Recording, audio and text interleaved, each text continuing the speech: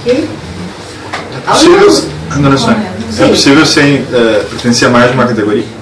É possível? Desculpa. Pertencer a mais de uma categoria?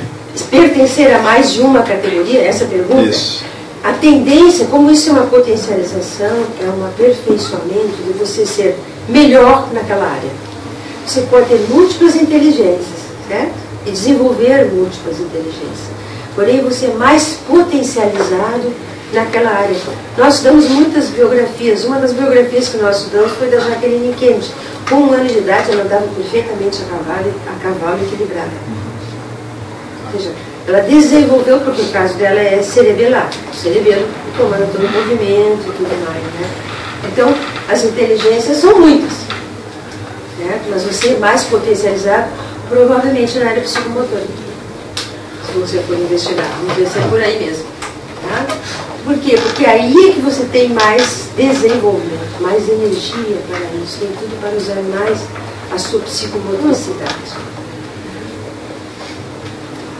Ao longo dos... Vai entrar em detalhes sobre temas desse tipo amanhã? Sim. Vamos perguntar. Vamos entrar em detalhes, sim. Ok, hoje é uma varredura, assim, né? Para vocês terem uma ideia geral. E vai depender dos temas também que vocês marcarem aí no índice. Tá? Porque não tem como no curso nós aprofundarmos todos. Mas se houver interesse, a gente direciona para isso. Ao longo dos tempos, uma outra pergunta, nunca houve tantas consciências ressomadas. Esse fato, pela lógica, propicia o maior campo de experimentações para a ressoma das mais variadas configurações de superdotações somáticas. É o que está ocorrendo. Não sei se é dele também, porque aqui não é dele também, não me identifica, né? Nós temos hoje muito maiores conexões energéticas, claro. Não? Ele está perguntando se, como aumentou o número de consciências que renascem, ressomadas, né? Se levar isso em conta, que esse número aumentou de consciências ressomadas, teríamos um campo melhor para experimentações das ressomas, ou seja, o potencial da pessoa que renasce de experimentos é maior, sem dúvida. Hoje nós temos lá em tecnologia um avanço enorme, né? Falar de, por exemplo, do esfenoide é uma coisa, vocês veem uma representação dele como realmente é num 3D, já dá uma ideia bem melhorada. Então, nossos experimentos, só que pela evolução nós vamos associar a experiência de cada um à cosmoética, para ter valor. Inclusive, em relação à pergunta que ele nos faz. Ou seja, qual é a cosmoética que eu aplico nesses experimentos? Esse é o desafio. Ter experimentos cada vez mais cosmoéticos. O que é o experimento mais cosmoético? Quando se diz cosmoético, estamos falando de uma ética real e válida para a humanidade como um todo, em qualquer lugar do planeta Terra. Não é a ética do gaúcho, do de São Paulo, do asiático, do africano. Ela é válida para todas.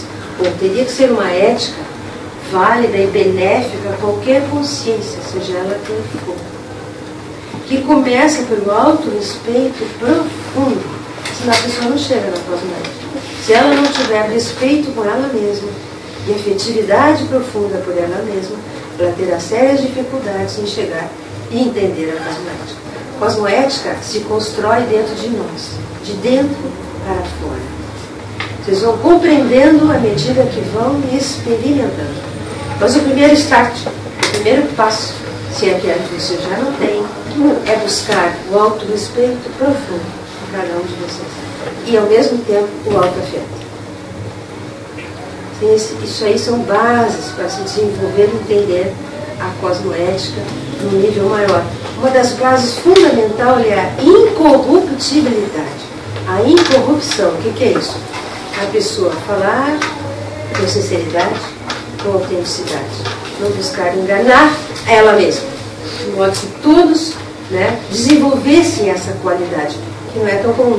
Até temos um livro escrito por um nosso colega sobre a autenticidade. Às vezes a gente tenta enganar a gente mesmo, né?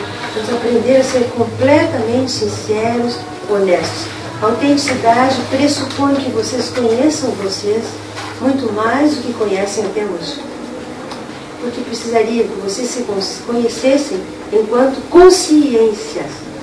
além da Marília, além do Pedro, além da Julieta, além do César, além da Zuleika, assim por diante, da Nicole, todas as pessoas que aqui estão presentes. Às vezes nem isso nós conhecemos bem, agora nós vamos nos conhecer toda a nossa história.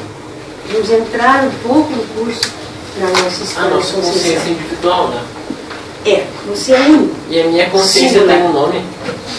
Não. Não, porque o nome para a consciência é detalhe. Tanto que quando as consciências extrafísicas contatam conosco, o nome não influi. Para nós, no intrafísico, o nome é muito importante. Na multidimensionalidade... Então, como é que a gente vai se distinguir um do outro? É uma boa pergunta. Vamos explicar claro. Já aqui no intrafísico, os nomes são importantes.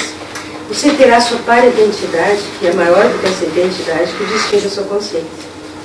Tá? É completamente diferente. Só o fato de você entrar em um ambiente, você já mexeu naquele ambiente de acordo com a sua energia consciencial. Marília, quando entrou, trouxe uma característica. Zuleika, trouxe outra. Yolanda, trouxe outra. E assim por diante. Isso é a tua identidade consciencial. É totalmente diferente. Depende da sua frequência vibratória. Então, a minha identidade é a minha frequência. Também, não só, mas também. Também, a tua frequência. Isso é. Para você entender assim, já é uma ideia. Tem mais perguntas aqui? Eu tenho uma pergunta sobre o slide. Ali Sim. tem o timo. Sim, timo, sim. Que é o timo. É. O timo é uma glândula que tem importância vital na parte imunológica. Que antigamente falavam, né, dos sentimentos e tudo mais, e hoje você tem uma ideia. Você já deve ter ouvido um gesto muito conhecido que fazem assim? É. Porque as pessoas fazem assim, estão tocando no timo. É uma glândula que parece um pulmão, ela é bem menorzinha do que o pulmão, está localizada aqui mais ou menos na área do externo ali, e tem uma importância bem grande na parte imunológica, na nossa defesa, e sofre efeito da nossa pensenidade, principalmente das nossas emoções. Então existe uma categoria que chama de macrosoma, né, imunomacrosoma, que tem o timo potencializado. Uma das coisas, ele vai crescendo sempre. Para a medicina, o crescimento do timo é patológico. Para nós, não é. Tá? Não é. Ele pode continuar aumentando, ampliando, desenvolvendo e potencializando a imunidade consciencial. É por isso que a tendência do macrosoma é viver mais tempo, porque ele tenderá a ter um sistema imunológico mais favorável, mais potencializado. Isso está lá nas categorias que nós vamos ver, e tu pode marcar no índice sobre exatamente esse capítulo aí, que vai falar do timo, e você terá mais detalhes ainda sobre ele. É bem importante. Aproveitando, pode falar um pouquinho sobre as suprarrenais também? Posso. As suprarrenais são duas glândulas, chamam suprarrenais, que estão realmente acima, né? E a nossa tese aqui é de que elas podem ser potencializadas, serem hiperativas, sem disfunção. Ainda, do ponto de vista mais biológico, que quando elas são superativas, tem alguma nosografia, uma disfunção. Nem sempre. Então existe uma categoria de macrosoma onde as suprarrenais são muito ativas. Essa consciência tem efeito, inclusive, dos campos. Quando ela entra nos campos, ela tenderá a ter mais sede, ela vai intensificar a sua própria diurese, só pela imersão num determinado campo mais potencializado. Então chama-se suprarrenálico. Tem uma característica biológica, inclusive, eles tendem a ser mais píquicos, mais parecidos com você mesmo. Mais baixos, um pouquinho mais fininho. É uma característica da categoria píquica, em que tende a ter suprarrenais bem ativas. Vai desenvolver mais esse tema depois, né? Sim. Desenvolvendo uma macrosoma, como é que eu posso fazer para o meu corpo funcionar melhor? Me diz um exercício que eu poderia fazer para o meu corpo funcionar melhor. Existem diversos. Tá? Inclusive fica convidado para todos os laboratórios que tem na escola que fazem exatamente esses exercícios que você fala, as técnicas. Mas comece a te conhecer. Tá? Por exemplo, você disse, a fome me incomoda. Muito bem. Por que isso acontece? Tá? Nós vamos trabalhar com isso domingo de manhã. Tá? Para entender isso melhor. Muito bem, colegas? Mais alguma pergunta aqui? Aqui tem mais 3 perguntas, mais uma paciencinha lá. Vamos começar a entrar, então, no que eu chamei de para-arquitetura do universo. Por quê? Veja, nós estamos aqui agora pés no chão. Nosso objetivo é entender, e eu entender junto com vocês, a para-arquitetura do universo. Por quê? Porque lá é que começa tudo. Vem de lá para cá. Então o universo tem dois constituintes básicos. A consciência, você, nós, e a energia. São os dois constituintes principais do universo. Esta energia, ela existe num padrão chamado de energia imanente, energia pura, né? Antes que nós, enquanto consciência, a modifiquemos.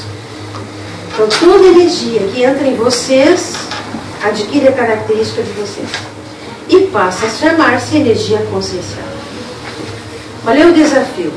Nós aprendemos a absorver uma energia pura, limpa e sair limpa. Não acontece isso ainda. Ainda não conseguimos isso ainda. Mas há consciências que já conseguem fazer isso. Trabalhar com essa energia limpa, essa energia pura. Quando eu estou falando de consciência, eu estou falando de significação. A vida de vocês depende do significado que vocês dão.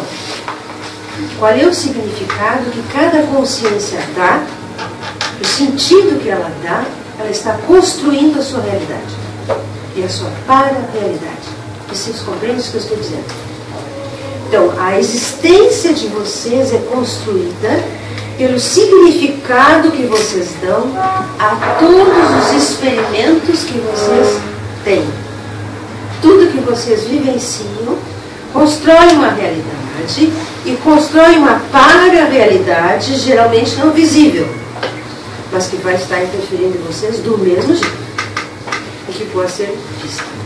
Há quem queira desenvolver, aprender mais, ou até já tenha isso mais desenvolvido de alguma forma. Tá? Vocês entenderam a importância do significado, da significação que a consciência dá para tudo que acontece com ela? A realidade, ela é assim construída. Então nós podemos ter uma mesma experiência, onde um vai achar muito bom e o outro vai achar muito ruim. Porque são duas consciências completamente diferentes na sua forma de análise. Mais alto? Sim, estou tentando. O mais alto que dá. Senão eu pego aqui. Até aí está bem? Então existem consciências que constroem mundos. Existem consciências que destroem mundos. Por quê? Como isso acontece? De que maneira isso acontece? Com a bomba atômica? Não. Também. Mas não é. Mas destruiu bastante. É, também. O que começa a construção é o pensamento de vocês. O pensamento constrói, o pensamento destrói. Vejam a importância dos pensamentos. Por isso que vocês constroem a realidade de vocês. Como? Com os pensamentos que têm, segundo a segundo, tem um pensamento. A maior parte das pessoas não tem a mínima lucidez disso, mas está fazendo a construção com o seu pensamento. No nosso nível de evolução, quando se pensa, imediatamente a gente sente, tem um sentimento. Mas hoje já existe, pelas nossas pesquisas, consciências que são pensamento puro, sem sentimento. O pensamento é tão puro que o sentimento já tomou conta do cosmos. É como se ela estivesse dando um mega abraço no cosmos todo. Este é o seu sentimento. É o que nós denominamos consciências puras, que são os reais construtores, para arquitetos de universos, de mundos. São eles que de fato constroem. E denominamos de consciências puras, ou consciências puras. Nós ainda não estamos lá, não tem dúvida. Vocês querem começar lá em cima, para ir chegando mais próximo de nós. Tá? Como é que eles fazem essa construção? Exatamente com uma homeostase tão grande que o que eles querem? O melhor e mais benéfico para a humanidade inteira. E também para a para-humanidade. Como é que isso é feito? Tem dois grandes padrões de consciência. As consciências de pensamento puro e as consciências que nós chamamos de consciências livres, ou CLs. O que é uma consciência livre? É uma consciência que não vai mais renascer, como nós. Não vai mais ressomar. Por que ela não vai mais ressomar? Porque ela não precisa mais. Ela já se aperfeiçoou num grau tal de assistência, que a nossa assistência começa assim, nós assistimos 1, 2, 3, vai indo. 1.000, 2.000, 3.000, 1 milhão, 1 bilhão, já vai. Qual é o nosso percentual de assistência hoje? Que eu posso assistir sem me desequilibrar. Eu falo de assistência nesse sentido. Pode passar a pessoa bem nosográfica, a pessoa é assistida, ela não fica nosográfica também, não fica enferma também. Ir, por exemplo, a um hospital, fazer uma assistência, assiste uma consciência, sai de lá e está bem. E fez a sua assistência. Esse é o nosso nível. Nós vamos pouco a pouco ampliando a qualidade assistencial. Que essas consciências já assistem um continente inteiro, sem problema nenhum. O planeta inteiro, uma galáxia inteira, e assim vai. Nosso nível de assistência é menor. Por que eu estou fazendo a comparação? Porque é mega desafio, nós vamos chegar lá um dia. Para que a gente possa compreender a assistência menor. Esse é o objetivo, trazer de lá, para irmos nos aproximando de nós. Qual é o sentido de evoluir? O que a gente ganha evoluindo? Exatamente. Vou de novo. Então, o que as consciências fazem para responder aqui a pergunta do Pedro? Elas vão utilizar uma forma para-assistencial a energia da forma vital. Gera-se energia da forma vital. Elas não precisam, elas não têm mais forma. Não é para elas. Mas com o seu mega pensênio, imagine uma homeostase que pegasse uma galáxia inteira. Eles constroem e possibilitam a energia da forma. Para quê? Para que nós possamos sair da subhumanidade e entrar na humanidade, e nos tornarmos autoconscientes. Assim é que começaram todas as nossas vidas. Os nossos somas, o nosso onossoma. Nós estamos no mundo topográfico, topológico, no mundo da forma. A forma para nós é importante. Quanto mais a consciência evolui, mais desaparece a forma. Chega a um ponto que não tem mais forma. Por quê? Porque expandiu tanto que tomou forma. Então, quanto mais forma, mais nosográfica é a consciência. Eu lembro de uma experiência no extrafísico, onde eu encontrei com uma consciência que não havia permeabilidade, não conseguia atravessar. Porque era tão rígido, tão duro, parecia uma mesa. De tanta patologia. Então, o que nós colocamos é que no início, as consciências mais nosográficas têm mais forma, dependem mais da forma. E que pouco a pouco isso vai desmanchando. Então, com a criação e essa direção paralógica, consciente dessas consciências, houve essa oportunidade. Nós éramos subhumanos como os outros animais. Pertencemos ao mesmo reino, ao reino animal, pertencemos. Mas temos esta oportunidade de nos tornar autoconscientes. Como? Pela série de vidas. Pelos nossos somas e corpos. Lá no início, nós estávamos lá no nomadismo consciencial, lá numa caverna. Quanto mudamos de lá para hoje? Né? Como era o nosso cérebro mudou um pouco, não mudou muito. Mas a nossa forma de pensar mudou quanto daquela época para hoje? Qual é o grau de autoconsciência nesse sentido? Então, assim foi instituído a SERIEX. O que é a SERIEX? A série de vidas existenciais. Então, nós estávamos lá no reino animal. Tem algum animalzinho que vocês se identificam mais? Eu não identifico com um ser humano. Tá, outro animal que não humano. Cachorro. Cachorro. Um gato. Gato. Que mais? Um gatão.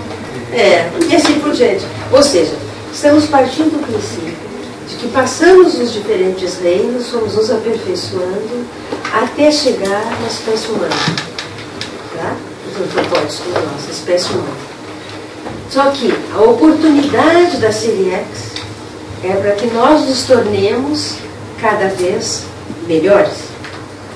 Essa é a chance que nós estamos tendo. Isso é mega assistencial.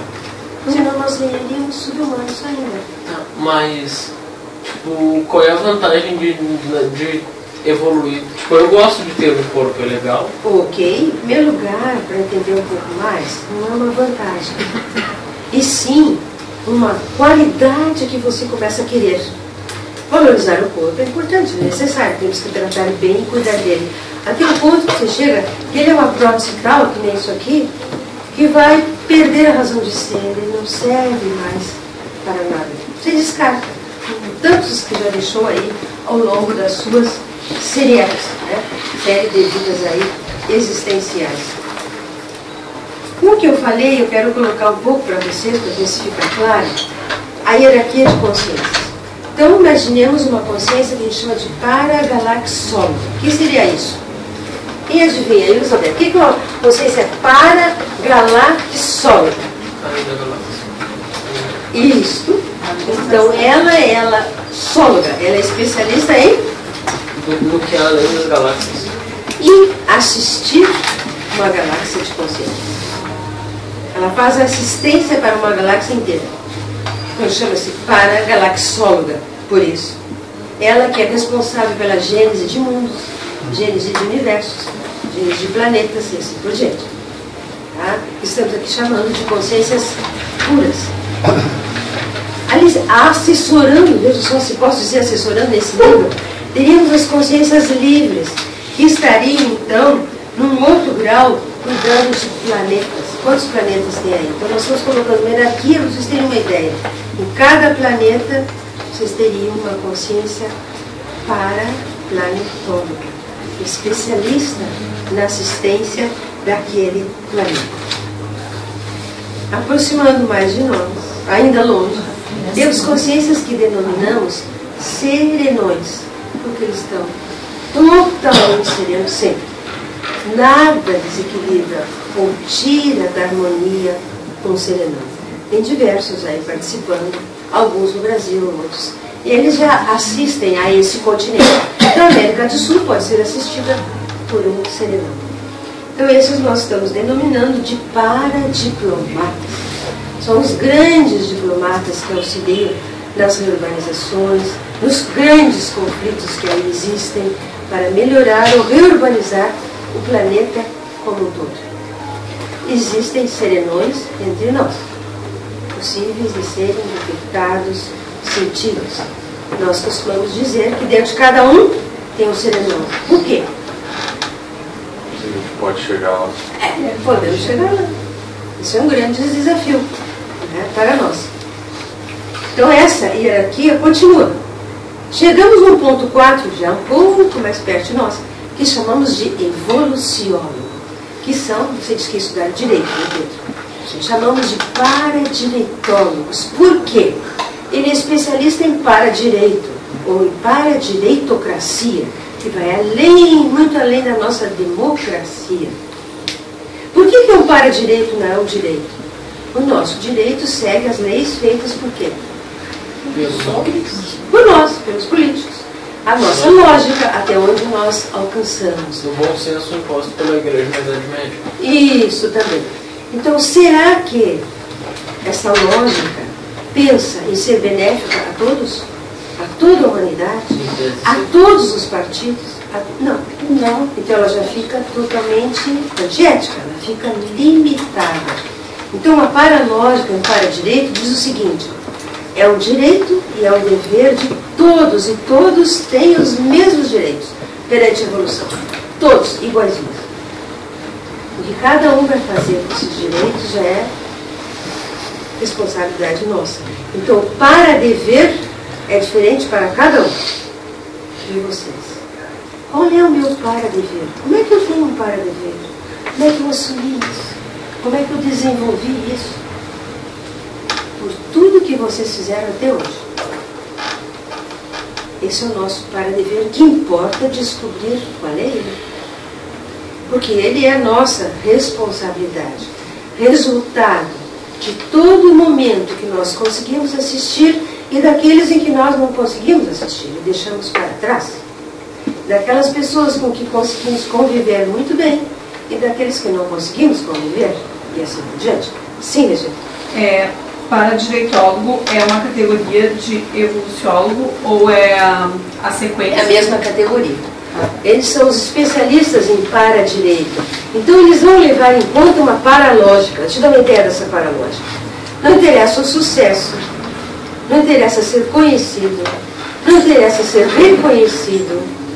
Nada disso faz parte da paralógica. São os valores que permanecem. Por isso que eu estava falando de interassistência antes. E vejo que para nós podermos chegar nesse nível, a nossa afetividade por todos tem que estar muito maior, não chegamos. Nós ainda, de vez em quando, não se separa consciências, nós temos o mesmo afeto por todos, qualquer consciência, amigo, não amigo, entre aspas, parente, meus afetos diretos, família, não família. Essas consciências já têm isso, afeto igual por todos. Porque é parente ou amigo, conhecido, muito profundo, entendeu? Da mesma forma, sem ser seletivo. Nosso afeto ainda é seletivo. Nós usamos um critério no nosso gostar. Eu gosto desse, porque é meu parente, meu amigo, ou pensa como eu. Eu não gosto desse, eu sou diferente.